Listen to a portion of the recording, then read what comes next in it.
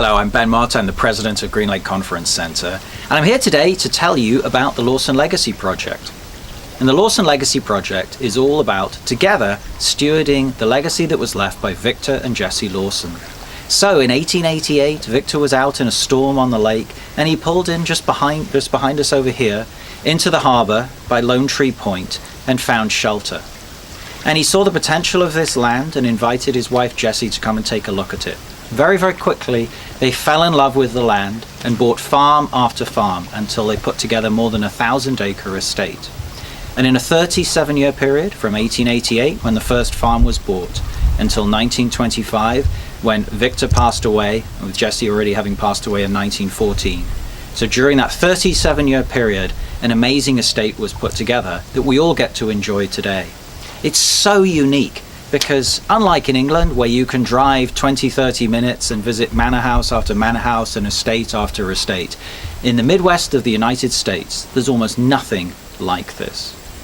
Inspired by European estates and Swiss boat houses, they put together, in particular in a concentrated period from 1904 to 1916, a 12-year period in which this boathouse was built, Judson Tower was built, the tea house was built, many of the stone walls were built, the greenhouse, and these buildings that we love today. And what that means is that with the legacy inherit, with them being completed mostly by 1916, they're now all more than 100 years old, and they have two primary characteristics that endanger them. The first is that almost none of them bring in revenue. They weren't mainly designed to be revenue-producing assets originally, and they don't bring in revenue today. But they all have major maintenance needs, in that the roofs are all failing and need attention. And it needs to be attention that is not a metal barn roof, but they need to be beautifully restored so that they can be enjoyed for another 100 years. So the Lawson Legacy Project really began with early attention in 1999 when there was a realization that the greenhouse which the Lawsons had built was failing. And there was a reconstruction of that greenhouse, adding some new glazing above and restoring as many elements as possible, including the stone walls at the base. Then in more recent times, there's been some remediation work that's gone on his boathouse roof so that it hasn't completely collapsed and it is still standing today. That was the beginning work. That occurred from 2010 until 2014. Last year, in 2016, we took a look at the Spanish steps, the steps above the pergola, or what's called the grape arbor. They're an iconic, beautiful element that was central to the campus design that the Lawsons put together. And we found that because different drains had been blocked up, that there was a 5-foot cavity spanning 16 feet wide under those steps. They'd been completely washed out. And so we did a major drain reconstruction project and re-poured terraces so that the water now correctly uses the Lawson drainage system and that the steps have been filled under again, are safe and stabilized. This year, there are two major projects going on in the Lawson Legacy Initiative. The first was a restoration of Spurgeon Chapel, and phase 1 was completed this year, repainting the walls, sealing out the moisture, pulling out moldy carpet, refinishing the floor and the benches.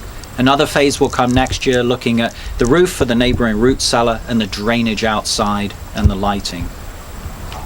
The second very big project happening right now is that for the 4 barns at the entry to our front gates, there is a restoration going on involving restoring the siding, repainting it with a restorative paint that puts oil back into the natural woods. The iconic Palladian doors on what we call the Carpenter Barn, which is the barn as you drive in on the left, are being restored. The glazing is being restored pane by pane, all with the old techniques. And then next to come is a beautiful 5.5-inch overlap cedar roof that will go on to the original specification, or actually even better than the original specification, but to have that gorgeous look that'll give another 100 years of life and great beauty to the entry to these gates. So what's next? Well, the first priority next is going to be to look at attention to this boathouse roof. The remedial work could happen on the lake side of the boathouse roof and on the ends. But on the side that faces Lawson Drive, the road as you drive in, there are major failures occurring that have broken the drainage plane, and now the decking and the structure underneath is beginning to fail. This process will only accelerate.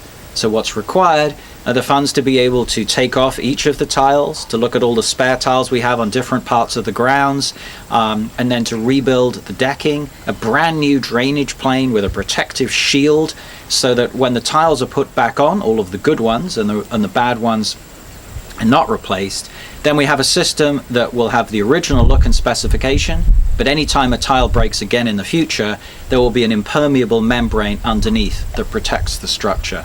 This is a vital consequence to be able to protect this building, otherwise when the roof goes, the whole structure rapidly disappears and no one from either the lake side or the conference center side will be able to enjoy the structure again. Following that, there are major priorities around rebuilding the roof on Judson Tower and the different water towers, or now called prayer towers, that are scattered around the grounds. A smaller initiative, although not simple given that there's a little bit of height involved, so I probably won't be the first one to volunteer to help to re-shingle them.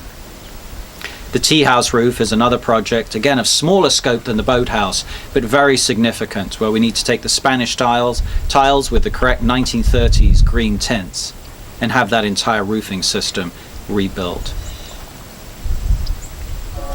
Once that happens, the other key project is looking at all of the stone walls by the rose garden, the different columns and the towers, and being able to preserve those too. Those are the first order. After that, program uses can be looked at for the spaces and being able to enjoy them.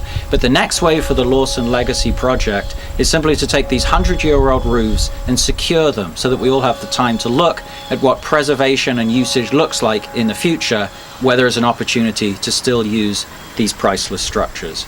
So we need your help, and we invite you to join us on this grand initiative. Hi, I'm Meg Prowitz, and I'll be taking administrative lead with this project.